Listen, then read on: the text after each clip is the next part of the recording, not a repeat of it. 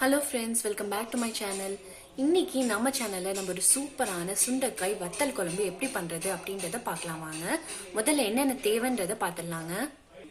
பாருங்க, பெரிய வெங்காயம் ஒன்று சின்ன சைஸில் இருக்கிறத கட் பண்ணி வச்சுருக்கேங்க. நான் இன்னைக்கு சின்ன வெங்காயம் எடுக்கலைங்க, அதுக்கு பதிலாக பெரிய வெங்காயம் எடுத்திருக்கேன். கொஞ்சம் கருவேப்பிலை, ஒரு நெல்லிக்காய் அளவு புளி வந்துட்டு கரைச்சி வச்சுருக்கேன். ஒரு பெரிய சைஸ் தக்காளி கட் பண்ணி வச்சுருக்கேங்க. பாருங்க, இன்னைக்கு நான் பச்சை சுண்டைக்காய் எடுக்கலைங்க, சுண்டைக்காய் வத்தல் எடுத்திருக்கேன். இதை வச்சு தான் நம்ம இன்னைக்கு பண்ண போகிறோம். இதில் பார்த்தீங்கன்னா நாட்டு பூண்டு வந்துட்டு ஒரு 4 பல் எடுத்து பொடியாக கட் பண்ணி வச்சுருக்கேன். இங்கே வந்துட்டு வத்த குழம்பு பொடிங்க, இது நான் வீட்டில் செஞ்சது. உங்ககிட்ட இல்லை அப்படின்னா நீங்கள் கடையில் கிடைக்கும். புளிக்குழம்பு பொடி இருந்தாலும் எடுத்துக்கலாம், இல்லைன்னா வத்த குழம்பு பொடின்னு சொல்லி கடையில் கிடைக்கும், அதுவும் வாங்கிக்கலாம். மிளகு தூள், குறுமிளகு தூள் வந்துட்டு ஒரு 1/4 ஸ்பூன் வச்சுருக்கேங்க. உப்பு வச்சுருக்கேன், காஷ்மீரி மிளகாய் தூள் வச்சுருக்கேன், சீரகம் வச்சுருக்கேன் 1 ஸ்பூன், கடுகு உளுத்தம்பருப்பு வச்சுருக்கேங்க. பாருங்கள், வெந்தயம் 1/4 ஸ்பூன் வச்சுருக்கேன், சோம்பு 1/4 ஸ்பூன் வச்சுருக்கேங்க, நாட்டு சர்க்கரை 1/4 ஸ்பூன் எடுத்து வச்சுருக்கேன், மஞ்சள் தூள் இருக்குது, மிளகாய் தூள் இருக்குது, தனியாத்தூள் இருக்குது, சீரகத்தூள் எடுத்து வச்சுருக்கேங்க. அப்புறம் இங்கே நல்லெண்ணெய் வச்சுருக்கேன். இதை வச்சு தாங்க நம்ம இன்றைக்கி பண்ண போகிறோம். எப்படி பண்ணுறது அப்படின்றத பார்க்கலாம் வாங்க. பாருங்கள், கேஸ் ஆன் பண்ணியாச்சு. இப்போ கடாயில் நல்லெண்ணெய் விட்டுக்கோங்க. உங்ககிட்ட நல்லெண்ணெய் இல்லைன்னா நோ ப்ராப்ளம், கோல்டு வினர் ஆயில் அந்த மாதிரி இருந்துச்சுன்னா நீங்கள் யூஸ் பண்ணிக்கலாம். நல்லெண்ணெய் நான் ஏன் யூஸ் பண்ணுறேன் அப்படின்னா, வத்த குழம்புக்கு நல்லெண்ணெய் சூப்பர் டேஸ்ட்டாக இருக்குங்க.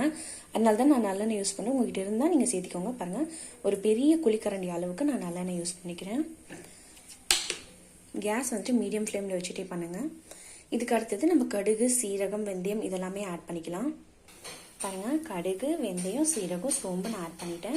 இப்போ இது கூடவே வந்துட்டு கருவேப்பிலையும் பூண்டும் ஆட் பண்ணி நம்ம வதக்கலாம்.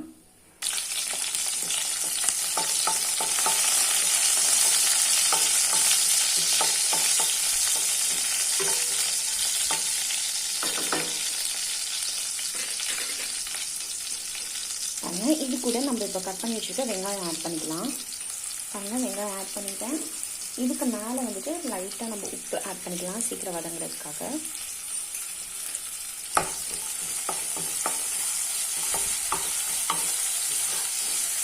வத்த குழம்பு பொறுத்த வரைக்கும் நீங்கள் வெங்காயம்லாம் வந்துட்டு ரொம்ப நீங்கள் வந்துட்டு சார்ட் அவுட் பண்ணிட்டு அவசியம் இல்லைங்க.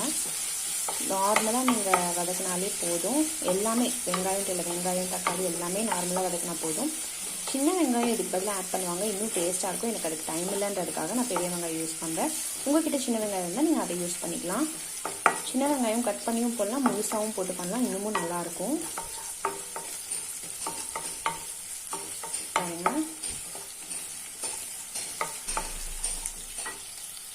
பாருங்கள், இந்த ஆயில்லையே வந்துட்டு வெங்காயம் வதங்கினதுக்கப்புறம் நம்ம வந்துட்டு சுண்டைக்காய் சேர்த்திக்கலாம்.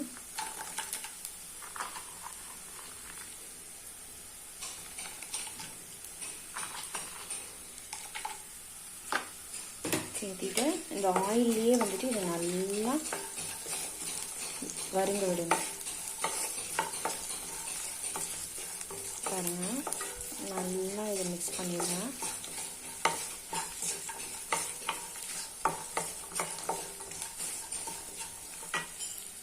பாருங்க, இந்த ஸ்டேஜில் நம்ம தக்காளி ஆட் பண்ணிக்கலாம்.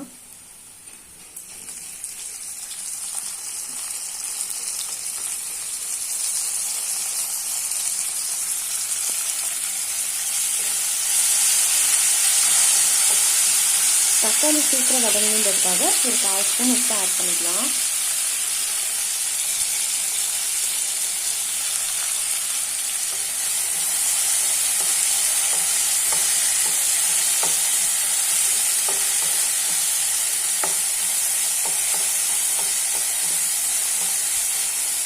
தக்காளி வதங்கினதுக்கப்புறமா மசாலாஸ் எல்லாமே நம்ம ஆட் பண்ணிக்கலாங்க. ஒரு 2 மினிட்ஸ் மூடி போட்டு தக்காளியை வேக விடலாம். கேஸ் சிம்மில் வச்சுக்கலாம். பாருங்கள், க்ளோஸ் பண்ணியாச்சு. 2 மினிட்ஸ்க்கு அப்புறம் நம்ம இதை எடுத்துகிட்டு ஒரு கிளறிட்டு நம்ம மசாலா ஆட் பண்ணிக்கலாங்க. 2 நிமிஷம் ஆயிடுச்சு. இப்போ நம்ம ஓப்பன் பண்ணி பார்க்கலாம். பாருங்கள், தக்காளி நல்லா சுருண்டுட்டு வந்துருக்கு. ஸோ இந்த ஸ்டேஜில் நம்ம இருக்கிற எல்லா மசாலாஸுமே வந்துட்டு நம்ம ஆட் பண்ணிக்கலாங்க.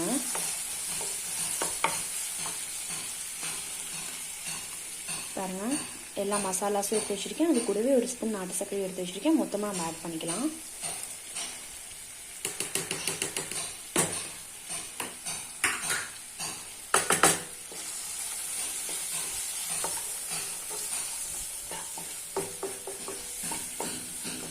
மசாலா போடும்போது அடுப்பை வந்துட்டு சிம்மில் வச்சுக்கோங்க, இல்லைன்னா தீஞ்சிடும்.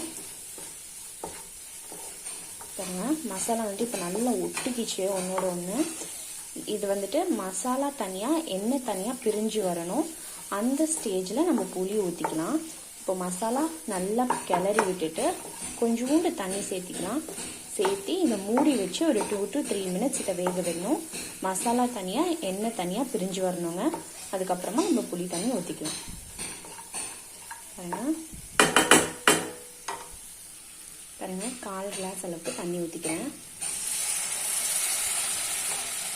ஊற்றிட்டு ஒரு பெரட்டி இதை மூடி வச்சிடலாங்க.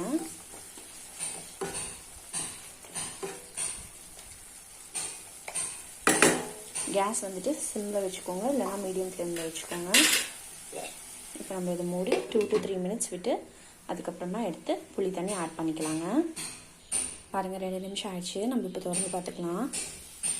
பாருங்கள் ஆயில் தனியாகவும் மசாலா தனியாகவும் பாருங்கள் பிரிஞ்சு வந்திருக்கு. பாருங்கள் இந்த அளவுக்கு பிரிஞ்சு வந்திருக்கு. பாருங்கள் இதுதான் வந்துட்டு மசாலா வெந்ததுக்கான கரெக்டான பக்குவம்.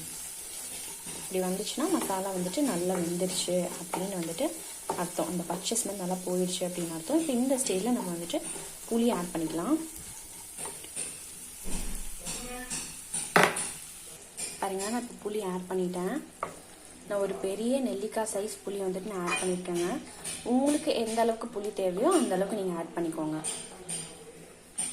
பாருங்க புளி சேர்த்திட்டு கேஸ் வந்துட்டு நான் ஹை ஃப்ளேமில் வைக்கிறேன்.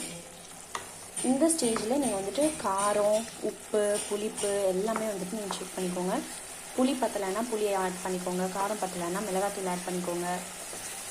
அந்த இனிப்பு டேஸ்ட் பத்தலை அப்படின்னா நீங்கள் வந்துட்டு வெல்லம் ஆட் பண்ணிக்கோங்க. வெல்லத்துக்கு பதிலாக நாட்டு சர்க்கரை ஆட் பண்ணி பாருங்கள். இன்றைக்கி நான் செஞ்ச மாதிரி அவ்வளோ டேஸ்ட்டாக இருக்கும். பாருங்கள் இப்போ இது ஒரு 2 கொதி கொதிக்க விட்டு இறக்குனா நம்மளோட சூப்பரான சுண்டைக்காய் வத்தல் குழம்பு ரெடிங்க.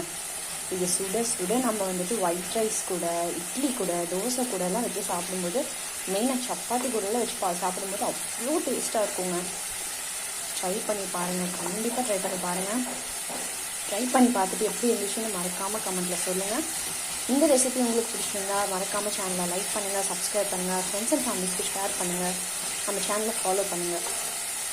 ஓகே, ஸோ அவ்வளோதான், ரெடி ஆயிடுச்சு. சுவையான சுண்டைக்காய் வத்தல் குழம்பு ரெடி. மீண்டும் அடுத்த வீடியோவில் சந்திப்போம். Bye friends.